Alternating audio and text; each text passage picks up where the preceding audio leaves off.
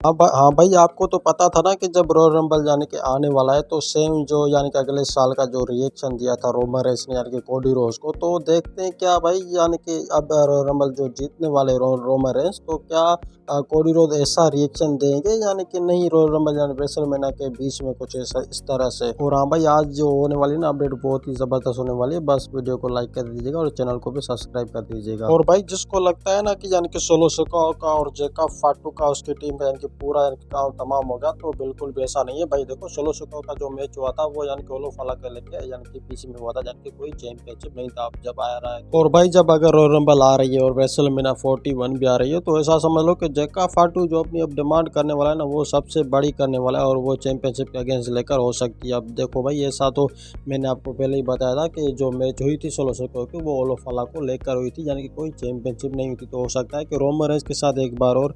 ये बंदा जो है फिर से भिड़ने लगे इसकी पूरी टीम। और अब देखना भाई, यही बंदा जो है यानी कि फिर से चैंपियनशिप के अगेंस्ट लड़ेगा और वो भी रोमन रेंस या फिर कोडी रोड्स के साथ, ऐसा कुछ हो सकता है। और भाई आपको बता दूं कि एजे स्टाइल का जो है अचानक से यानी कि बीच बीच में जैसे गायब हो जाना, तो मुझे लगता है कि शायद ऐसी कोई शॉकिंग अपडेट हमें आने वाली है जो यानी कि एजे स्टाइल है रेसलमेनिया के लिए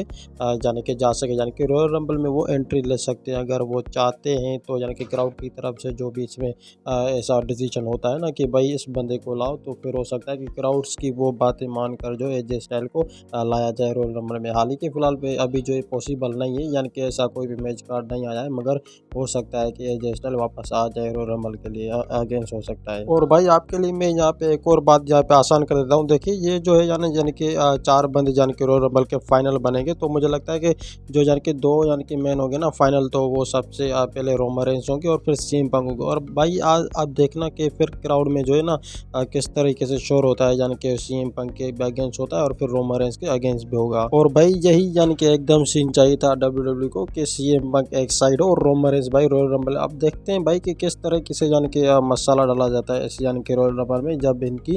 लास्ट इंटर्नशिप की यानी कि मैचिंग होगी, तो बंदा यानी कि कौन किक आउट करना चाहेगा अपने आप को रॉयल रंबल में। फर्स्ट यानी कि अनाउंसिंग किस बंदे की होगी, रोमन रेंस की या फिर सीएम पंक की। और भाई अगर मेरी राय कोई पूछेगा ना, तो मैं कहूंगा कि वो रोमन रेंस यानी कि जीत सकता है रॉयल रंबल में। और ये रहे भाई रॉयल रंबल के यानी कि 30 मेंस, यानी कि जो भी बड़े बड़े रेसलर है कि यानी कि रेसलर मैन है यानी कि रेसलर सुपरस्टार है, तो सबसे पहले तो देख सकते हैं कि आप रोमन रेंस और सीएम पंक की, और लास्ट में जो है सेथ फ्रीकिंग रॉलिंस और जॉन सीना। जब लास्ट एंट्रेंस में आते हैं तो वो सभी बंदे आते हैं, तो मुझे लगता है कि शायद इस रॉयल रंबल में जो विनर होंगे, तो ऑफकोर्स यानी कि रॉयल रंबल में रोमन रेंस ही विनर हो सकते हैं। और भाई ये बैनर आपको कैसा लगा रॉयल रंबल का, कमेंट करके ज़रूर बताइएगा। और भी सारी अपडेट होगी कल के लिए, यानी कि तैयार हो जाइएगा। अब बस मैं चाहता हूँ कि इस चैनल पे जो है ना डेली वेजेस के लिए काम करना शुरू कर दूँ, और कॉपी पेस्ट जो है मैं बिल्कुल भी नहीं करूँ, क्योंकि मैं इसमें जो है अपना सा क्रेडिट यानी कि छापना चाहता हूँ, यानी कि अपनी वॉइस डब करना चाहता हूँ किसी और बंदे की, यानी कि लेकर के उठा करके कभी नहीं। तो भाई आप सबको जितना भी हो सकता है ना इस चैनल को भी लाइक कीजिएगा और सब्सक्राइब भी कीजिएगा और कमेंट में ढेर सारा प्यार दीजिएगा और शेयर भी कीजिएगा लिंक को ज़्यादा से ज़्यादा।